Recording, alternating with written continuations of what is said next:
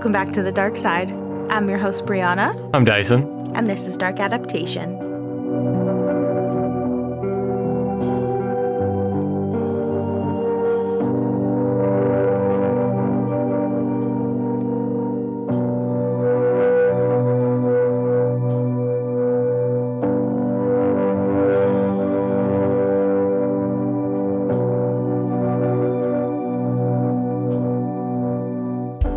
It's episode 61. It is. And just straight up, sorry for the late release. Oopsie doodle. It's all Brianna's fault, and it had nothing to do with me at all. I had nothing to do with it. No, it's never, ever your fault. You're never, ever doing anything wrong. No. And it's always me. Yeah, and I didn't just edit that entire spiel right there to say that I've done nothing wrong.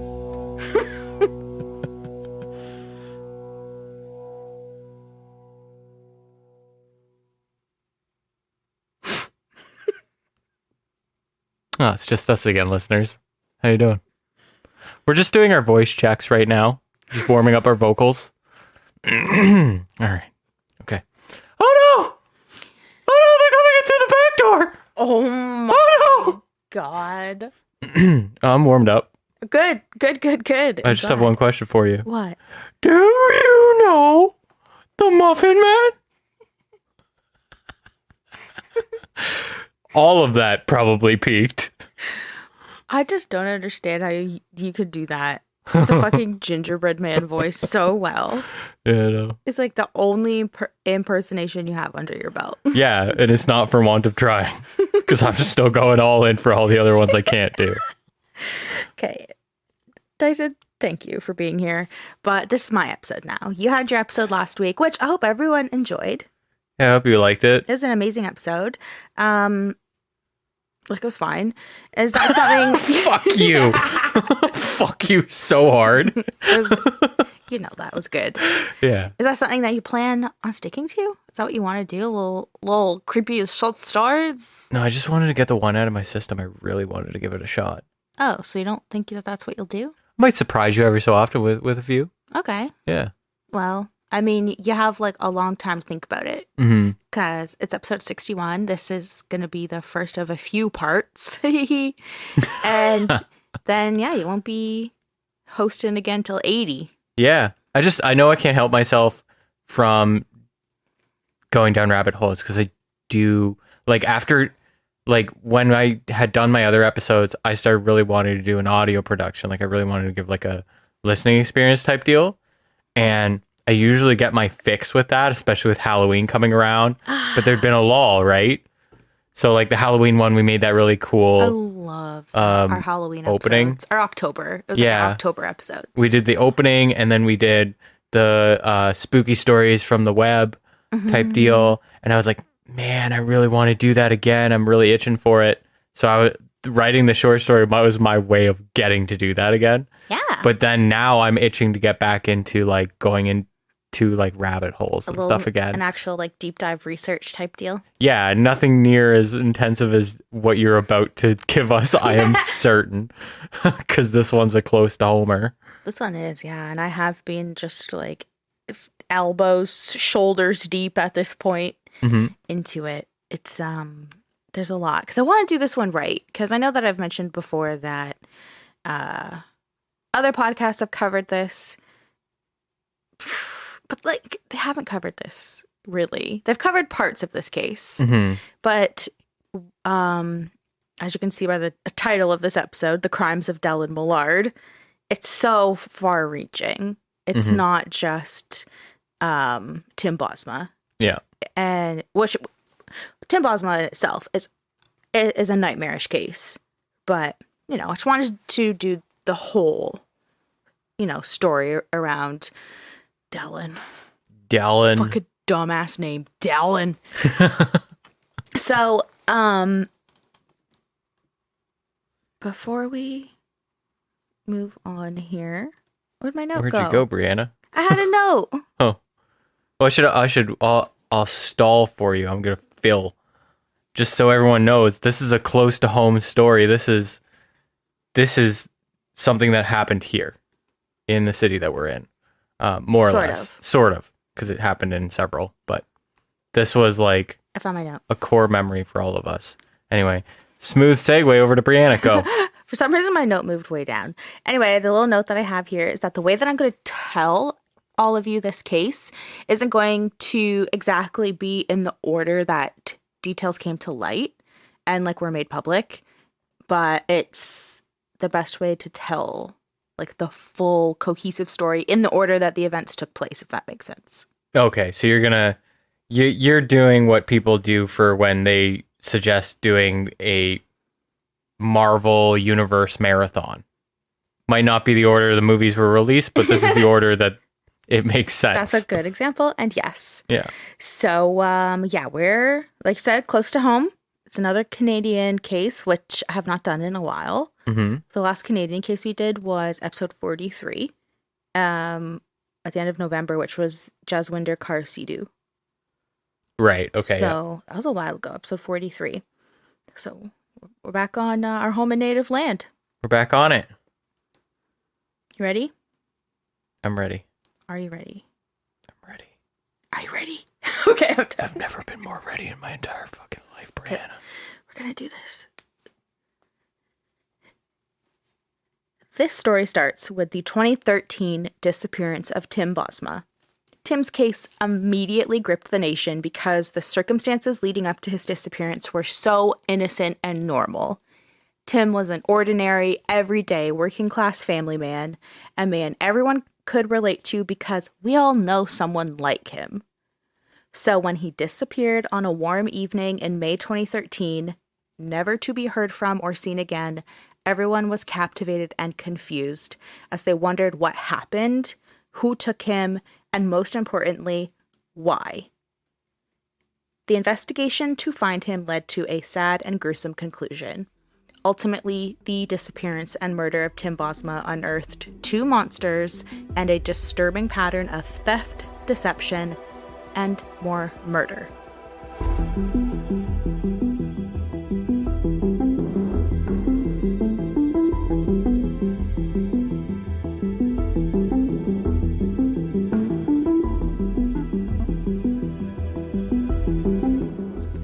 As I said, this story starts with Tim Bosma, who in 2013 was a 32-year-old husband and father living in a semi-rural home in Ancaster, Ontario.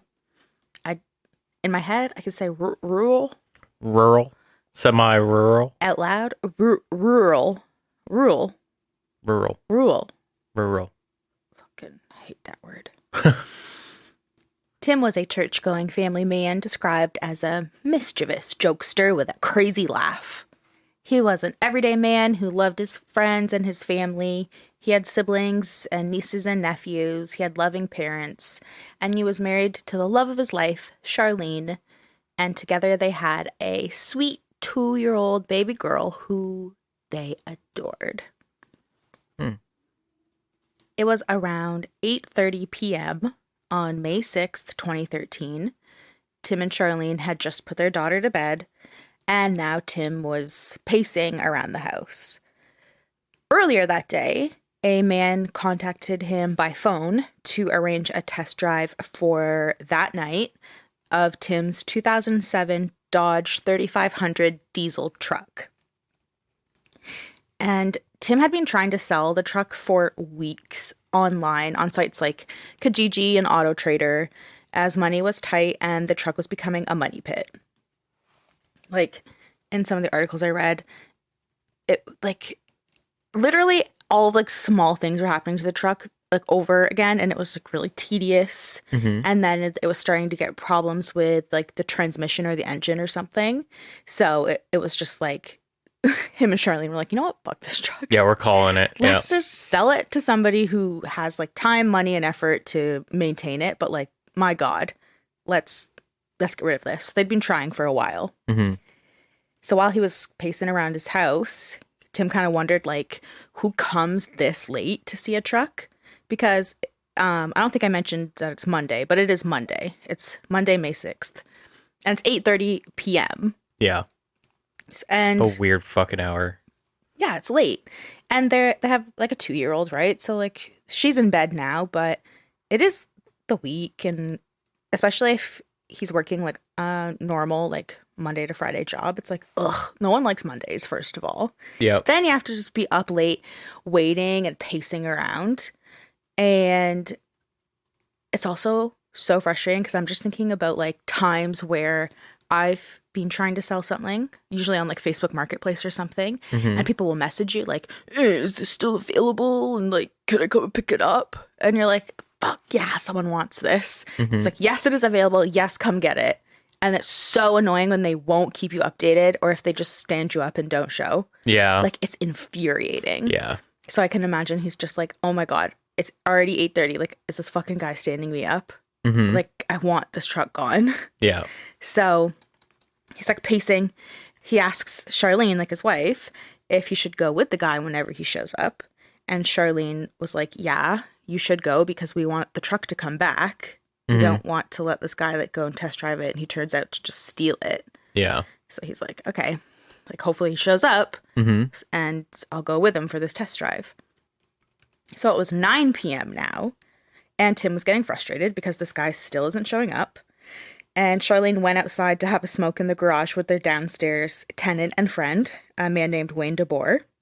And then it was about 20 minutes later, so roughly 9:20.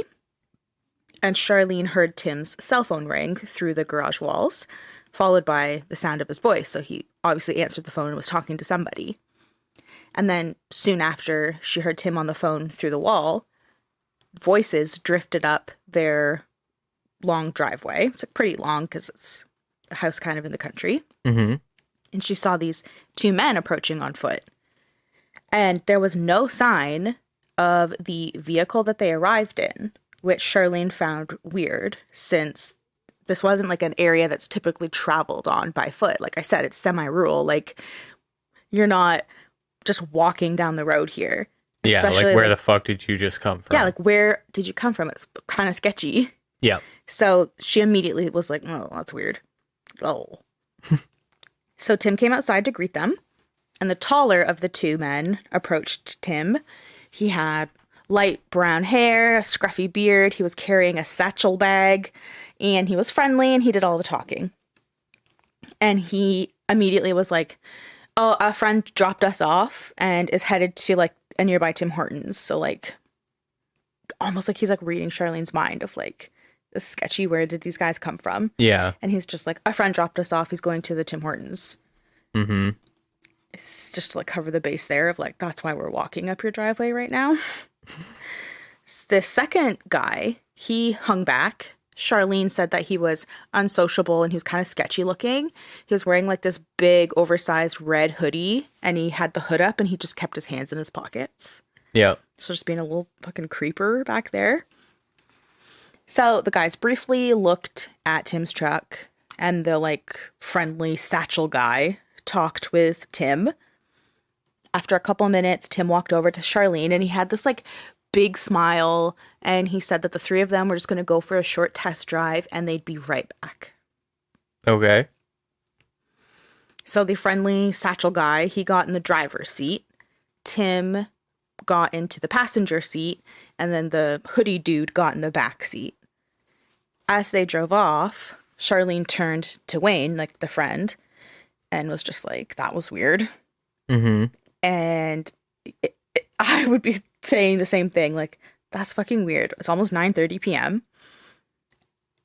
They walk up the driveway, immediately are like, oh, you know, like our friend is just at Tim Hortons. Like, I guess he'll just be back when we're done. And I don't know if Tim or Charlene or anyone knew that another guy would be there. I think they were under the impression that one dude was just going to come test drive. Right. And there's some weirdo sketchy dude. Yeah, now there's two of you. Yeah. So Wayne agreed, like, it was weird. And he was kind of thinking the same thing, that something about the situation was off. But to ease the tension, he said, that might be the last time we ever see him. Oh, no. And Charlene never thought that Wayne's joke would be true. But after several hours, with no word from Tim and no sign of him, the two weirdo men, or the truck, She ended up contacting police to report her husband missing. What a fucking nightmare.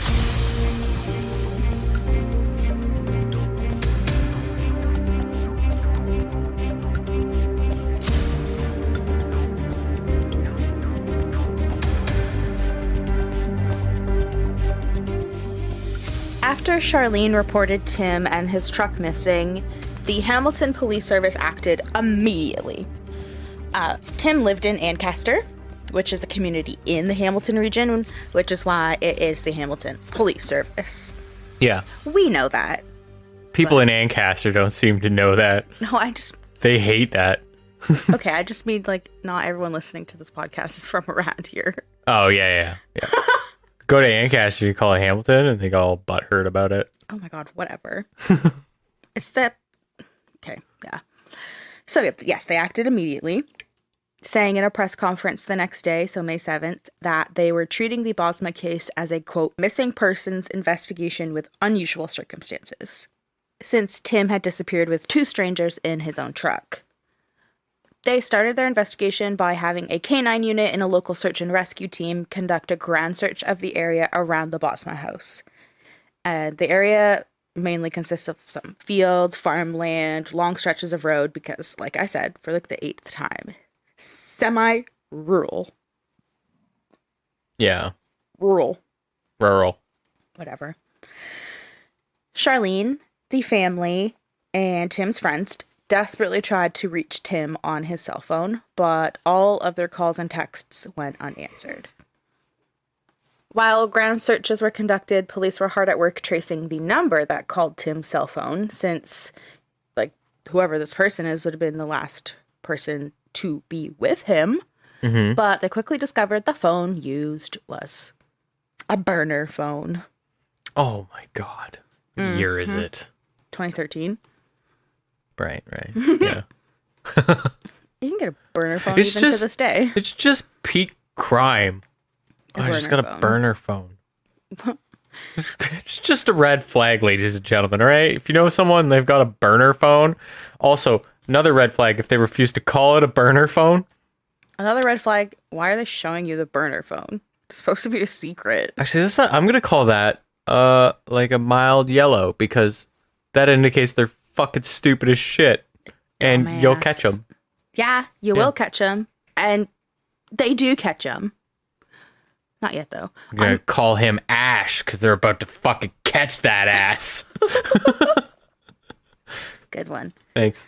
On May 9th, 3 days after he went missing, Tim's cell phone was found in an industrial area on the west side of Brantford, which is roughly 30 kilometers from where he lived in Ancaster.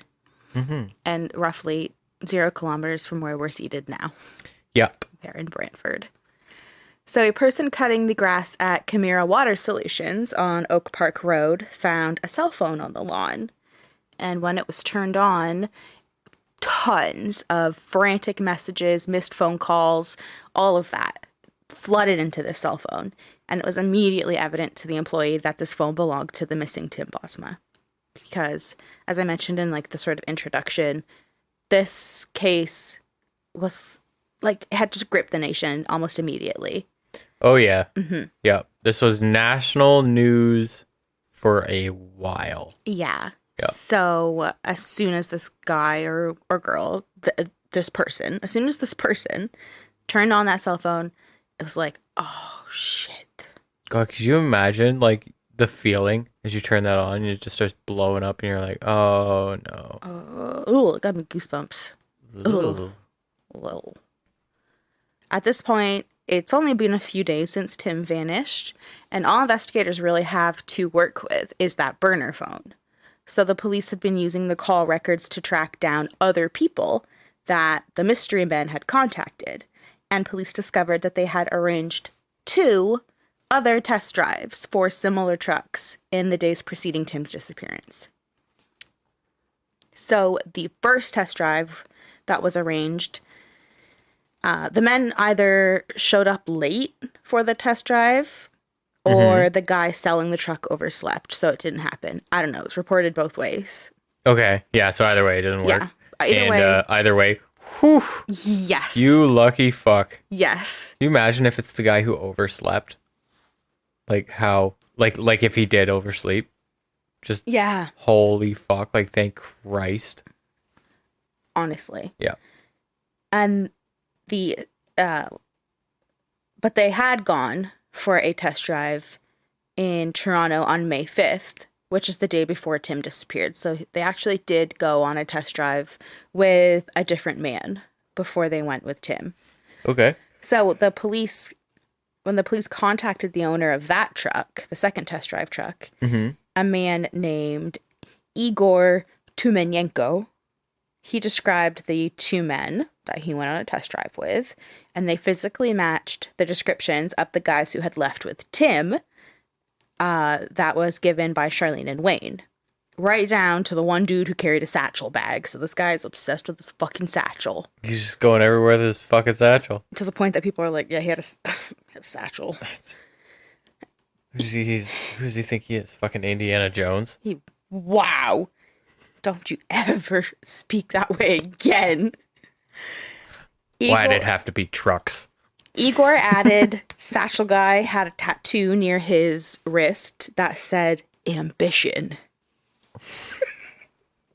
Fuck off. In a later interview, Igor described tattoos as a, quote, criminal language where he's from. I thought you were going to tell me that the tattoos were just straight up criminal. No. He said that he describes them as like a criminal language where he's from. I don't know where he's from, but his name's Igor Tumenenko. So, yeah. Eastern European. Yeah. Which is why he paid attention to tattoos, because he's like, well, what's this all about? Then he said, quote, in my personal opinion, it's very ambitious to have ambition on your arm. Good one, Igor. I had to throw that in there because, yeah, fucking loser tattoo. So for this test drive, interestingly, it was the same seating arrangement. Satchel Guy was driving, Igor was in the passenger seat, and Sketchy Hoodie Guy was in the back seat. The only difference, really, is that Igor was a big guy and definitely more imposing than Tim Bosma. Okay. So Tim was 6'1" and 170 pounds with a slight build, whereas Igor looks like he's made of concrete and he has a military background. Okay. So he's like kind of scary. Would have just beat the living shit out of these Yeah, I would have been like hulked out. Yeah. So during this test drive, Igor and Satchel Guy discussed the truck's layout. Again, Satchel Guy, friendly dude, whatever. He was the one that was doing all the talking, and Sketchy Hoodie Guy is just being a weirdo. So Igor and Satchel Guy are talking about the truck's layout, the suspension, and the engine. And Igor mentioned that he was really familiar with the engine as a result of his time in the Israeli army. So Igor said Hoodie Guy had been, quote, quiet as a fish up until this point, but finally spoke up to ask him what he did in the military. And Igor went, you don't want to know what I did there. Fuck off. Oh my God. And said that after he said that, the dynamic in the truck instantly changed and the test drive ended very quickly. Yep. There you go. So part of me wishes they did try something, because I feel like Igor would have fucking snapped some necks that night. Yeah, he would have. Yeah. So he's actually just he's just the platoon chef. I gave everyone in platoon diarrhea. Yeah. He was threatening them, but just with like a good time and a delicious dinner. No, he literally made fun of the guy. And I think it's quite ambitious to get the word ambition, which I agree, it's lame. I have a feeling we're going to be making fun of these two for a little bit here. Once you get the opportunity. Whenever you have the opportunity, like, feel free. We already know these two freaks are dirtbags. Dellen. Okay, so with the description of the men confirmed by multiple people, and then you've got Igor's astute observation of that ambition tattoo, police released the descriptions along with the information about the tattoo to the public, hoping for an identification or for someone to come forward and be like, yo, I know some loser that has the ambition tattoo. Someone did come forward, but it was a little surprising on who it was, I guess. I mean, just a twist. So Friday, May 10th, Peel and Toronto police advised Hamilton police about a 27-year-old Toronto man named Dellen Millard, who matched the description and had an ambition tattoo near his wrist. So it was actually the police that told them. Yeah. So Peel and Toronto police had this information readily available because Dellen lived in the Toronto area and he had a criminal record. So he'd been charged with possession of marijuana in 2008 and driving while disqualified in 2012. So when you are criminally charged with something, it's all part of booking is to detail your tattoos or body markings. Yeah. So the tattoo description was on file. Hamilton police immediately visited the Millard air hangar to question Dellen. We'll get into Millard Air and all of that in part 2. Okay. But for now, we're just focusing on Tim Bosma. Sure. The officers told him that they were investigating Tim's disappearance and asked if they could look around. And Dellen said, "I thought you were going to say that, like a douche." If anyone is familiar with this case, just know he looks like a douche. He sounds like a douche. Later on, when I'm sure we get to trial stuff, he's a total douche. He's a douche. Yeah, he's just a douche through and through. Like, he really just got flushed out like a douche. In the middle of the night? Ew, gross. Sorry, anyway. Up like a douche. Something in the night. I don't know. Whatever. I don't know why that popped in my head, but... Yeah, especially in part 2 where we will talk a lot more about Dellen and sketchy hoodie freak, but oh my god, this guy is like the epitome of just like a sad brat. Yeah, just one of those loser like brat. Failure to launch brats. He's just a brat. And he looks like a brat. You know what he looks like? He looks like my old CEO mixed with Shane Dawson. Your old shall be unnamed CEO. I didn't say a name. And I've worked in many places. You don't know what CEO I'm talking about. But if you knew the CEO, you'd be like, oh god, you look like Dellen Millard. And Shane Dawson, which is also a whoa. Okay, so after he went, I thought you'd say that, like a douche, police didn't find anything incriminating in the hangar, but based on the positive description provided by the witnesses, they immediately put Dellen under surveillance. That's how bad this guy is at this shit. Yes. Well, and they're also like still digging into him and being like, okay, we'll just at least tail him for a bit and keep digging and we'll get something. They, so, they like left that hangar and they're just like, fucking idiot did it. Yeah, they're probably like, I fucking hate that guy and his dumbass satchel and his stupid fucking scruffy pubic beard and his fucking dumbass tattoos. All his tattoos are so lame. I bet the costs are probably like, I wish it was 30 years ago so I could have broke his kneecaps. Like, there's no surveillance in this hangar. Man, is your body camera just feel like it's malfunctioning right now? It feels like mine's malfunctioning right now. It says it needs software update. Reboot. I forgot to turn it back on after I went to the washroom. Sorry, hold on. I would always forget to turn it off while going to the washroom. Oh god, I bet they're so worried about that. Anyway. While tailing Dellen, literally Dellen, Dellen. His name is Dellen. Yeah. It's not Dylan. It's Dellen. Yeah. It's bad. It's real bad. I got worked up right there. I started to gurgle a bit in my throat. Did you hear that? Yeah.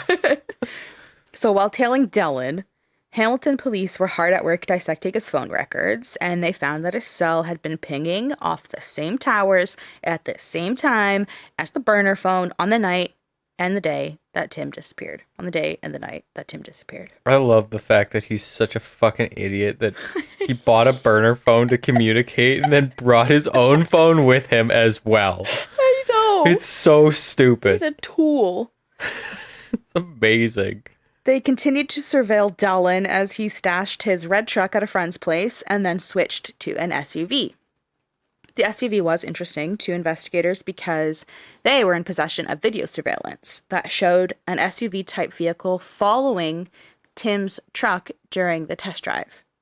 So police weren't able to make out the model, but they were certain it was an SUV. So they were trying to figure out what this SUV had to do with it, if anything. So then when they saw him stash his truck and switch it out for an SUV, they were like, now that's interesting.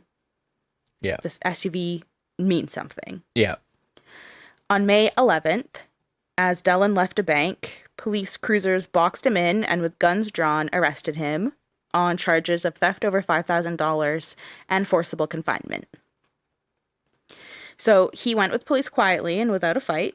And after the arrest, police looked into him further and learned that he owned multiple properties and had access to many others. So they began investigating all of them. So they had arrested him on charges of theft over $5,000 and forcible confinement because using those phone records and stuff and sort of pinging and seeing that they can at least use this to arrest him and charge him with something while they kept digging for more is because a truck is obviously more than $5,000. Yeah. And forcible confinement because they believed Tim was in that truck and was essentially being abducted.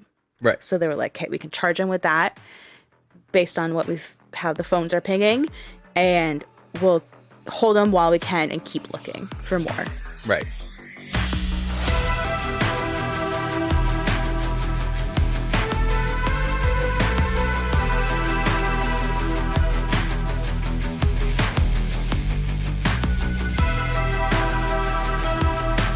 On Sunday, May 12th, police went to Dellen's mother's house in Kleinburg, Ontario, which is roughly 40 kilometers north of Toronto.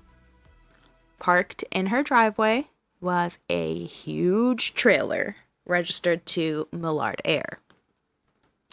When they cut the lock to enter the trailer, inside, they found Tim's truck. Well, there you have it. It was in rough shape. The inside was stripped, and the seats were missing. There was no seats. Yeah. Police confirmed with the media and the public that his mother was not involved in any of her son's crimes, and she had no idea what was in the trailer because he just brought it there and parked it. Right. So they confirmed yo, no, she doesn't have anything She's to like, do have with you this. met my son? I try and block that little shit stain out at any fucking opportune moment. The same day, Tim's family was pleading for any information about Tim, and it was Mother's Day. And instead of celebrating with her son, Mary Bosma was giving a tearful message to the media. Quote, "My heart is broken. I love him so much. We just want him home. On this Mother's Day, it is my wish to get my son home safe to his wife and daughter and to his family." That's how she's spending her Mother's Day. That's fucking Pleading heavy. for anything to do, any information to do with her son. Yeah. And it's not even just her son. Tim has a wife and a baby, a 2-year-old. Mm-hmm. So sad.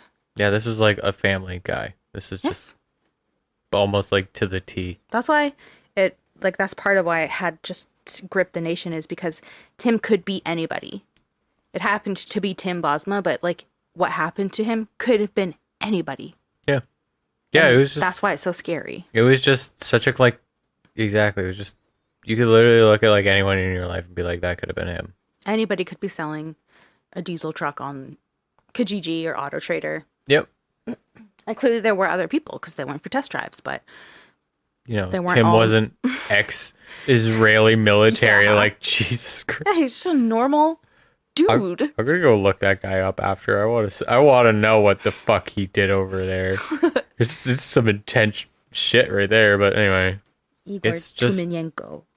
brutal. So while investigators were searching Dellen's mother's property and Dellen's properties in the Toronto area, because we'll get into it more when we talk about Dellen, but he had a lot of property because he's a little rich boy. Mm-hmm. So yeah, when their mother's property, searching his other properties in Toronto, police had taped off the Millard air hangar in Waterloo, which is where they had first gone when they were like, "Can we look around?" And he was like, "Oh, I thought you were gonna say that." So they taped that off. and an officer was stationed on the only road leading up to the hangar to make sure that no one trespassed while they were waiting for a search warrant. Another team had been searching Dellen's farm property all weekend, which was located on Roseville Road in Ayr, Ontario, which is near Waterloo, and roughly 100 kilometers west of Toronto and 50 kilometers northwest of Ancaster. Just trying to paint a picture of all the places. Yeah. Officers were meticulously searching the farm property on foot and on horseback, which is the most Canadian thing ever. Oh, I didn't know about the horseback. Yeah, on horseback. Yeah. On Monday, May 13th, Dellen's lawyer spoke to the media saying his client was shocked by the allegations. You know, he's just like he's from a fine family. He's a fine boy. And like, he's just not even the type of person who would commit the type of crimes that he's being accused of. What were you channeling there? I don't Just, know. it's my wee lad, Dellen. Oh, I don't know. I was just trying to sound dumb. The fine boy. It's my wee lad. Dellen. Who's this foul beast? Das my wee lad. Gimli. I don't even know what I was channeling. I was just trying not to sound like me because these are not my words. I do not think he's a fine boy. No. But that's just what his fucking dumbass lawyer was saying, is like... Moment of silence for the lawyer. No. Having to even utter this shit. No way, you know your client's guilty. You can't do that. He's just like, he's a great boy. And it's his face is just like... He's like, what the... He's just, that's what he said. He just went out to the media and he was like, he's so shocked by these allegations. He's from a fine family. He's not the type of person that would commit these crimes he's being accused of. And he's going to go and plead not guilty to theft and forcible confinement in court on Wednesday, May 15th. He's not guilty. He will plead not guilty. He's hyping it up like a boxing match. Yeah, so that's what he was saying. But Dellen was about to be hit with one more charge, though, so like... Have fun, Dellen. On Tuesday, May 14th, 8 days after Tim had vanished, and the day before Dellen was due in court for his, theft and forcible confinement charges, police publicly confirmed that Tim Bosma was deceased. Yeah. Tim's remains had been located inside an industrial incinerator on Dellen's farm property in Ayr. So rough. Yes, it was. I remember when the story broke and everyone was just kind of like, fucking A, man. Awful. Yeah, because like the whole fucking country was listening to this story for weeks on end, right? And it just, no one knew the facts yet, so we were just piecing shit together, and then it just kind of landed like that, and we were like, fuck. Yeah, that's the thing. Is... So like the family was public, everyone kind of saw the family and all this kind of stuff, and you're just hoping, and then... just then the story just came out like, no, he's gone, and it fucking sucked. Yeah, the story didn't even come out. It was mostly just like little pieces of like, Tim is dead, and we found an incinerator. Yeah. No, I didn't mean like story. I just meant like he's dead. That's it. And then everyone's like, can you please elaborate? Because what are you talking about? So the incinerator had been covered with a tarp, and it was like hidden, quote, like stashed away on a dirt road in this like small forested area on the property line of the farm. And like, this incinerator is huge. Like, the way it was like sitting upright, it's like, I don't know, almost as tall as like from the floor to the ceiling in this apartment. So like, like almost 11 foot. Like, it's big, and it's just, I was like, I think it was a bright blue tarp over it. Like, people aren't going to see it. So it was like just lazily like hidden over there. That just sums up Dellen Millard to like a T. Dellen. Yeah, he's an idiot. Yeah. So inside of that incinerator is where the remains were found, and they were burned beyond recognition. And with that, Dellen's charges had been upgraded to include first-degree murder. Police also announced, while they were announcing all of this, that Tim was gone and his remains were found in the incinerator, which is just so fucked up. Like, that is fucked up. Yeah. Especially if you're the family. You've been spending 8 days at this point straight, just pleading desperately, where is Tim? Help us find Tim. Hanging posters, going to the media. You already, I know in the back of your head are probably like, okay, this could end badly, but like, let's not think about that. Let's just make sure Tim comes home. Yeah. You're not thinking this could end badly. I mean, you are thinking this could end badly because Tim might be dead, but you're not thinking Tim might be dead because he was put into an incinerator. Yeah, you didn't think it got this fucking dark. You thought it was like worst case scenario mugging gone wrong. Something. Yeah. Exactly. So, yes, during this police announcing all of that, the police also announced that they were still looking for the sketchy hoodie dude, who they described as a white man in his early to mid-20s. He's about 5'9" or 5'10", with a small to medium build, dark hair, and he's wearing that redded hooded sweatshirt. Jesus Christ, he's wearing a red hooded sweatshirt. Yeah. Hooded sweatshirt, like just, it's a hoodie. Okay. Yeah. Is that like a Canadian thing or something? A hoodie? I don't know. I've always just assumed everyone says hoodie, but maybe not. Well, okay, so wearing a hoodie. Yeah. I don't know. The U.S. is fucked, right? Hockey's ice hockey. Stupid. Yeah. It's just hockey. I know. So the police also added that they believed they were looking for another person because of the surveillance footage that they had showing the SUV following Tim's truck during the test drive. So they were like, okay, we know we're looking for sketchy hoodie dude, but we might also be looking for someone else because of this SUV scenario, but we have no description of this person. We barely have a description of the SUV. Right.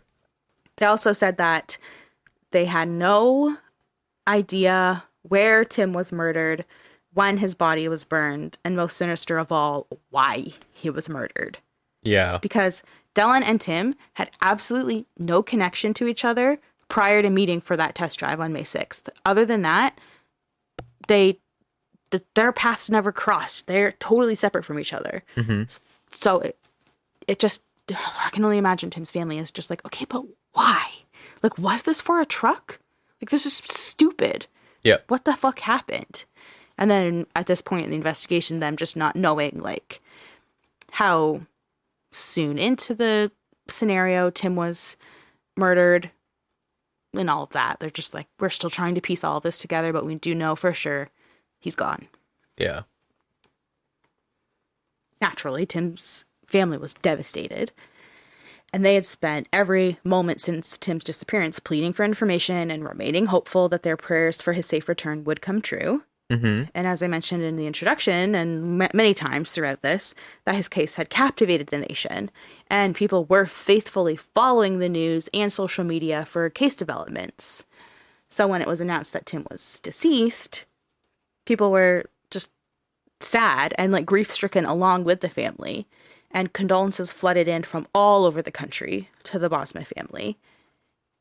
Among the people to offer condolences was, here's some political trivia for you. We'll see if you can get it. Okay. Was at the time, remember this is 2013. Yeah. Ontario NDP leader Andrea Horvath. Horvath. You say Andrea V? Horvath. Yeah, you say it with a V. Oh, it's Andrea Horvath. I thought so too. Yeah. Andrea Horvath. Yep. The premier, the Ontario premier at the time. Kathleen Wynne. And the prime minister at the time. That's my boy JT. Isn't it? Oh, is this Stephen Harper? JT? No, it's Stephen Harper. Oh, it was 2013. Fucking, God damn, I'm sorry. That's not me thinking Stephen Harper was prime minister later than that. It's legitimately, I feel like this case happened more recently. 2013. It's 10 years ago. Yeah. Pretty much exactly, because I mean it's May 15th also, today. Guys, if you want to picture Stephen Harper without having to look him up, and feel free to actually look him up later, picture the old school Lego man with that shitty comb over hair. And there you go. You're welcome. I see my spider. Oh yeah, I saw him running around. For a while. I call him my little booger spider. You know how fast he is? Probably less than a minute ago, I saw him running around way behind your head. Oh. Towards the lava lamp. So he's a quicken. Yeah, he's over there now. It's harmless. He was crawling on my leg the other day. And Kobe was looking at him, so I just flicked it off so that it could go and hide over there near the plants. And Kobe wouldn't eat him. Because he's like, It's a harmless spider, and I want to keep him around so that he can eat all the other bugs that will eat my plants. Yeah, get rid of the fruit flies before they even have a chance. Yeah. But I was wondering where he went. I was worried because I was like, I hope I didn't flick him too hard that I killed him. But I just saw him. He's fine. Just maimed him a little. Anyway, got excited. I was like, there you are. Yeah.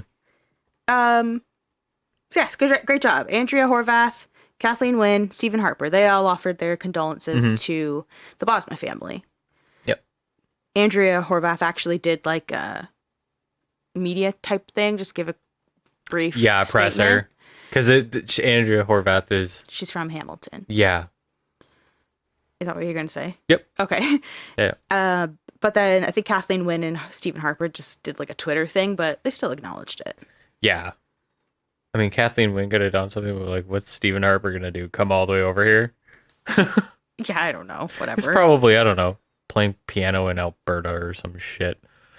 Ugh. You're right, though. If you want to just picture like a He-Man helmet hair, that's what Stephen Harper has. Yeah. I miss the old memes when it used to be his creepy ass face and he did this like weird smile and everyone was like, this man is a robot. Ew. Yeah, anyway. So the day after police made the devastating announcement that Tim had been murdered, Charlene addressed the media. Quote, "Yesterday was the most horrifying day of my life, and people tell me I have been so strong, and all I know is that I have a beautiful 2-year-old girl at home who needs her mommy more than ever, and needs her mommy to hold it together. So I know that I cannot fall apart. But I am broken because a part of me is gone. This was not our desired outcome, but I am still grateful to the police for finding him." I will say, like, I am often there's a lot of criticism with Hamilton police, like 100%. But like, when they do good, they do pretty fucking good. So, you know. This is impressive for sure. This is like not even 2 weeks. And they nailed him down so fast. Yeah. And they worked with other precincts, which I've noticed they do a lot. Just based on other things, like they do work with other precincts. So it's like, okay, all right. I don't think a precinct is the right word, but yeah. It's precinct, Brianna. Oh my God, get with the fucking times. All right. It's precinct. You call them coppers. Right. And, they're LARPing like it's 1920s. And they face a lot of. I don't know what the fuck you're talking about at this point. I don't know either. So going. That's the statement that Charlene gave to the media. And you had said that you're kind of impressed at this point with the Hamilton police, and I agree. Yeah. I'm also really impressed with Charlene. I cannot imagine what this would have been like for her. On top of your husband going missing, and then you finding out he's murdered, and in the circumstances surrounding it, which is horrifying, you have a 2-year-old at home. Yeah. And you're still out there, you're giving media appearances, and she's so articulate. Like, there's a lot of videos of her, and she will obviously be a little bit crying naturally, and kind of take a break here or there, but she's so strong. Yeah, like, how do you even get through that? I don't know. And a lot of the times she'll have like her dad there or her mother-in-law there and stuff, but just being able to even get in front of a camera. Yeah, you know what? It just says it all, and it's just this minute detail is like, when you do start crying, like, you kind of like, that falls apart, and you're just, it feels impossible to recover. But the fact that she did and continued is like, Jesus Christ. Like, if I get to that point where I'm like, oh, like, I don't think I can recover and just go back to what I was saying. No, and she just will just kind of take a second and just be like, okay, keep going. It's crazy. Yep. She's very strong. That's resolve right there. Yeah, for sure. So that night, she gave the media statement. It's May 15th. There was also a candlelight prayer vigil held at the 24/7 church at 1400 Plains Road East in Burlington. Okay. Dellen had his day in court. and stuck with the plan to plead not guilty to all charges, which at this point, his charges had kind of been changed a bit. So the first degree murder was added onto it. Mm-hmm. And then the theft over $5,000 was changed to theft of a vehicle. And the forcible confinement remained. He appeared in a Hamilton courtroom. And apparently he was looking like real tired and he was unshaven. He was wearing this shitty rumpled white shirt, these ugly ass gray slacks, and he had these huge dark circles under his eyes. So he looked like fucking shit. That's perfect. Fucking, it just doesn't sound like he was having a bad day. It sounds like he was laid bare for his day in court. I hope so. Yeah. And yeah, he was ordered detained until a bail hearing could be arranged. And he was scheduled to appear in court again on June 13th via video conference. Spoilers, he never gets bail. I'd imagine the judge was just like, oh, this dude smells like piss. Oh, we're doing a Zoom call after this. Video conference. Video conference, whatever. He smells like piss. Dellen Millard probably smells like piss. He probably smells like smegma or something. Oh, they call him Dick Cheese Millard. Scrotum boy. The scrote.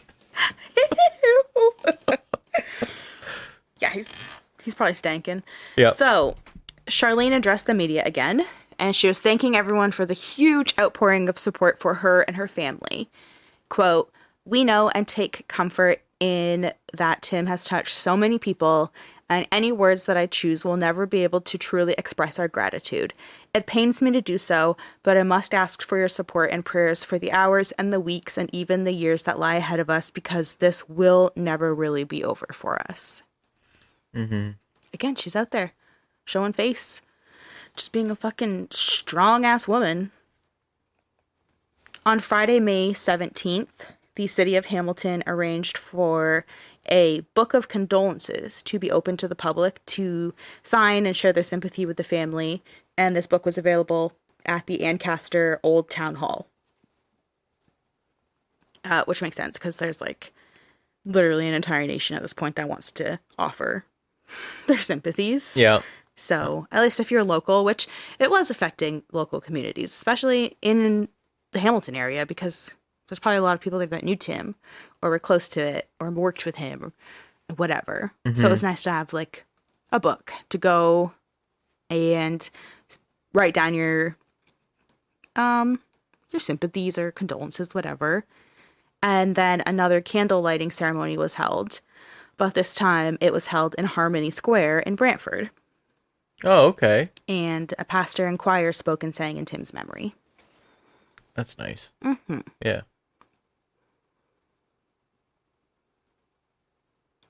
No. Oh. I thought you were going to be like, oh, do you remember that? Or Oh. Yeah, no, that's a good point. Sorry, I thought it was music, so I was freezing. But do you remember that? Yes, I do remember that. And I remember I wanted to go, but at that time I was working at Ferrero, so I was doing shift work. Oh, yeah. And I didn't go. I couldn't go. That's actually devastating for you a little bit. Yeah, I was like, I want to go to that and just, just be a part of it to, I don't know if there would have been like anything you can do. Yeah. But just to have that presence to keep showing the family that because I'd people are imagine out here fucking everyone caring. Yeah, that's what I was gonna say. Like, I imagine everyone just wants to go out and fucking show their support, Hey, especially when you're right there. You just want to be like, he isn't forgotten. Like, this horrible thing didn't happen and no one cares. Like, this is fucked up. Yeah. And yeah, I wanted to go, but fucking Ferrero shift work was awful. Yeah. And no, I know you say you're distracted because you thought it was going to be another music break, but it's not going to be another music break because that is where we are going to leave it for this week for part 1. All right. This is such a, like, I love going back to this because, like, I didn't really follow kind of true crime cases very much. So, like, I knew about the whole Dellen Millard case to an abstract detail. I knew that, like, about the incinerator. I knew about who Dellen Millard was. and I knew about Tim Bosma, and I was always really freaked out about the fact that the dude just wanted to sell his fucking truck. Yeah. But like, I never got to like the actual like what fucking happened so much, right? So like, you're doing a great job of just bringing in details that just were never presented to me in the news as I watched it.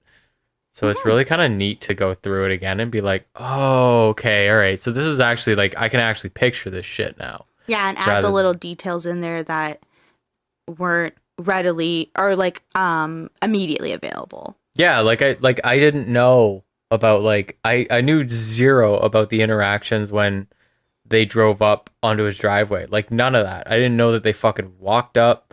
And as you were saying it, I was like, wait a minute, how did they even like I was like, what? So these guys just walked up and fucking got in the car, fucked off, and then people were like, who the fuck were those guys? And all this kind of shit. Like none of that. I didn't really know much of that. Yeah, and we will like that's a good thing to bring up because there is a lot more to that. A lot more to like, did a friend drop them off and go to a Tim Hortons? Yeah. Was there really an SUV following behind them? Like, we will get into those details more. There's also more details in that the storyline I've laid out, especially when it comes to like people going to the Millard air hangar to talk to Dellen, and there is more people involved there where it's like he was at that hangar in the days after Tim's disappearance, and there's other people that kind of saw things and noticed things, but that's more about Dellen and his movements. And for part 1, I really wanted it to just mainly be about Tim. Yeah. And the weird thing for this like entire story to me is this is just such a like quintessential Canadian case. And I know it's like, I know we've already harped on like this could have literally been like anyone that we know. Yeah. And it's just so like typical of just life around here, like just some like semi-rural area, like a suburban area. Some dude who just was fucking sick of his truck that was giving him a hard time. Yeah. But even the sentencing, I remember, like I've probably told you a billion times, but like just doing I was driving from one province to the other on Canada Day and the sentencing stuff came down. And I just remember listening to it on the fucking CBC of all things, driving home and just being like, this has to be the most Canadian day I've ever had. That's true. Driving from Quebec to Ontario on Canada Day, listening to sentencing in one of the biggest Canadian cases in years. Yeah. I was literally just driving and I was like, it was open fucking highway, just flat land shit. There was water on one side, whatever, sun going down. I'm listening to CBC radio and I'm like, this is just such a weird, like, I'm only painting this picture because it just felt surreal. Yeah. In the sense. And I was just like, whoa. And the sentencing is, again, something we'll obviously get into in like part 3 or 4 probably. And it was years later. It was like 2016. Yeah, and then the final thing was I also partook in one of what I feel is like a growing Canadian pastime, making fun of Dellen Millard. The whole time I was just chirping that idiot on the radio. Okay, wait until next week when part 2 is mainly talking about Dellen Millard and this hoodie guy. We're going to figure out who the weirdo hooded sweatshirt dude is. And then we're really going to dive into Dellen Millard and who he is and where he came from and what is Millard Air and why is he a spoiled brat? Why is he a weirdo rich kid that looks like my old CEO and Shane Dawson had an ugly baby? And so perfect. I'm picturing it. It's creepy. Yeah. Anyway. So yeah, next week it will be open season on Dellen Millard because the stuff we get into, you just fucking hate this guy. Like, he's just a loser. Like, he's a loser. And he's so cringy. Yeah. And He's a guy who gets ambition tattooed on him. Oh my god. I'll just like tell you guys now about his dumbass tattoos. So he has ambition on his, I think above his left wrist, like above the wrist here on the outside. And then on the exact same part of his wrist on his right arm instead, it says discipline. And then on his left nut, he's got Tom. And on his right, he's got Hardy. Like, just... On his left bicep, it says Desert Baja Racing. And on his forearms, like this, like, yeah, the inside of his forearm. Yeah. It says, oh my God, it's so bad. So it's like really ugly cursive on the inside of both forearms, and the tattoos go together. So on the one side, it says, I am heaven sent. And on the other, it says, don't you dare forget. Oh my God. Look at it.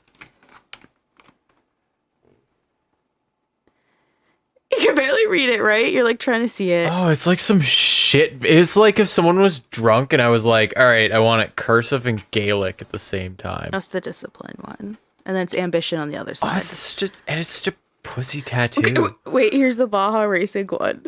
I can't wait to see this one. Oh shit, where is it? It's so bad. It's so bad. Let me see this.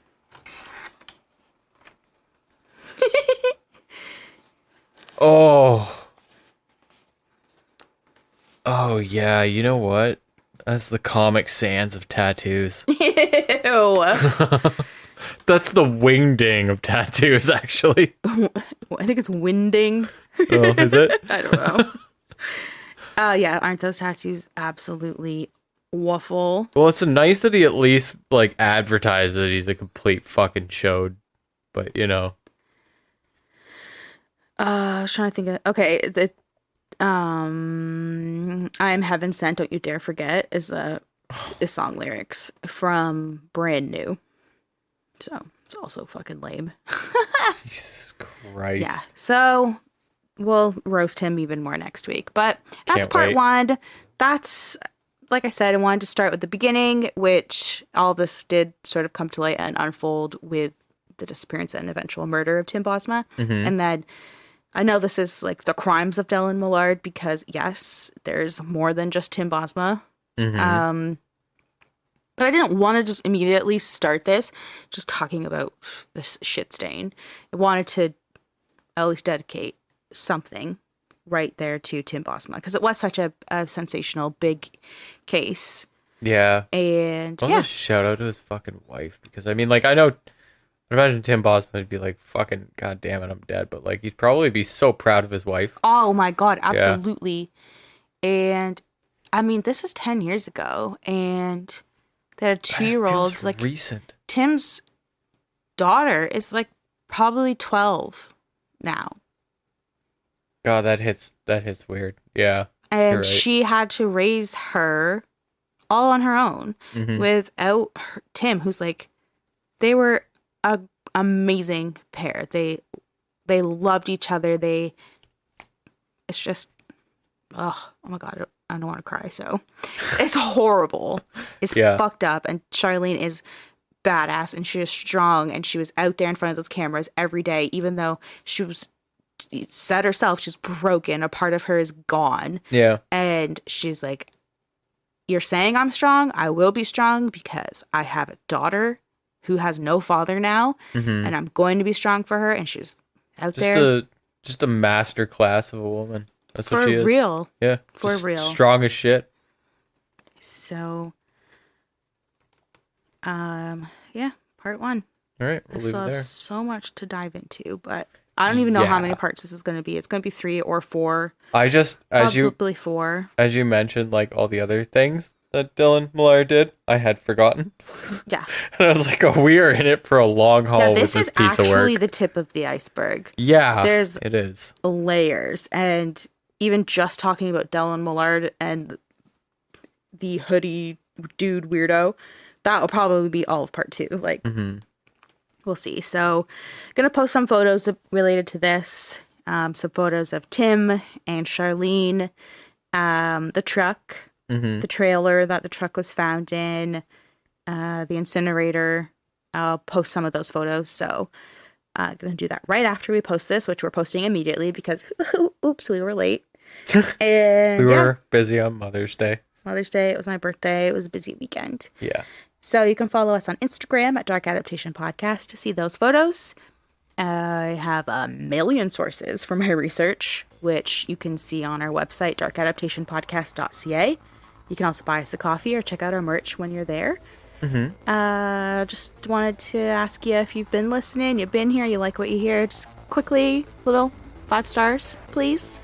Yep. And then we'll be back next week for part 2. So until then, we will catch you on the dark side. Goodbye.